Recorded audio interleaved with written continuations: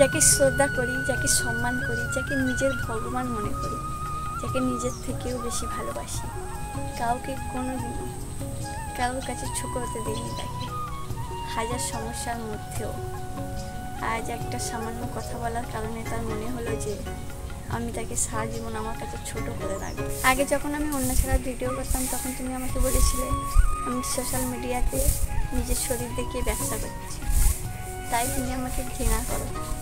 বিশ্বাস করো, সেদিনের কথাগুলো পুরো ভেতর থেকে লেগেছে। আগে তুমি হাজারো বার বলেছিলে ওনার নিয়ে ভিডিও করতে, কিন্তু আমি শুনিনি। কিন্তু সেদিনের পর থেকে, মানে সেই কথাগুলো শোনার পর থেকে পুরোপুরি আমি ওনার নেওয়া শিখে গেছি। যেহেতু আমরা সমবয়সী ছিলাম, তাই আমি তোমাকে বলেছিলাম যে ছোটোর মতো থাকবে, ছোট কখনোই বড় হওয়ার চেষ্টা করবে না। তুমি তখন ভেবেছিলে যে হয়তো আমার কথা শুনেই তোমাকে সারা জীবন চলতে হবে, তাই তুমি আর কোনো কিছু না ভেবে তুমি আমাকে বলেছিলে যে এরকমটা যদি পরে হয় তাহলে ঘাট ধরে বাড়ি থেকে বার করে দেবে।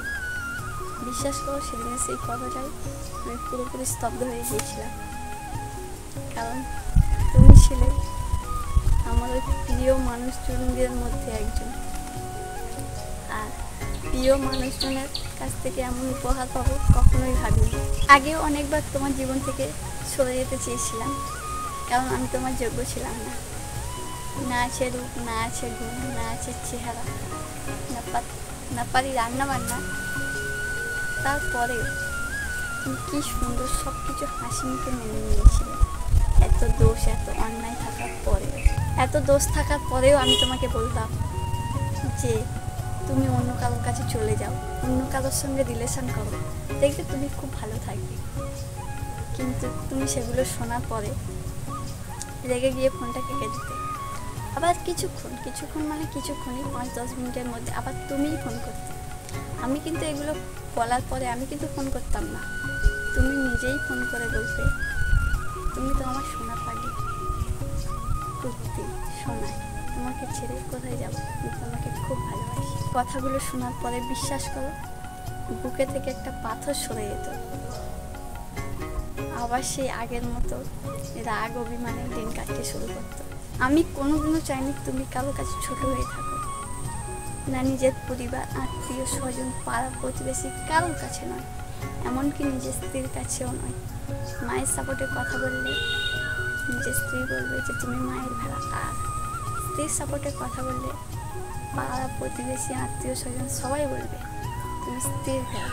এটা আমি কখনোই চাইনি। অনেকবার বলেছিলাম চলে যাব, কিন্তু পারিনি।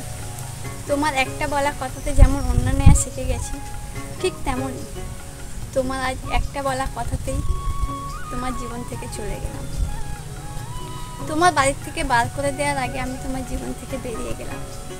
পারলে ক্ষমা করে দিও, আর নিজের ভবিষ্যৎটা সুন্দর করে গুছিয়ে নিও। জানি না এই কথাগুলো আমি গুছিয়ে বলতে পারলাম কিনা, কারণ তুমি তো জানো আমি গুছিয়ে কথা বলতে পারি না। আমার অগোছালো কথাগুলোই তো তুমি গুছিয়ে বুঝে নিতে, তাই না? আমার কথাগুলোতে যদি তোমার খারাপ লেগে থাকে তাহলে পারলে ক্ষমা করে দিও। আমি তোমার কাছ থেকে ক্ষমা চাইছি। তারপরে মন খারাপ করো না, কষ্ট পেও না, কারণ তোমার চোখের জল সহ্য করার ক্ষমতা আমার নেই।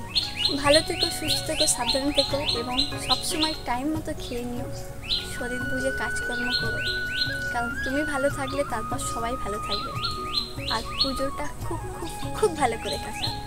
আমার এই কথাগুলোর মধ্যে বাস্তবের মিল থাকতে পারে, বাট আমার জীবনের সঙ্গে কোনো মিল নেই, কারণ আই এম সিঙ্গেল।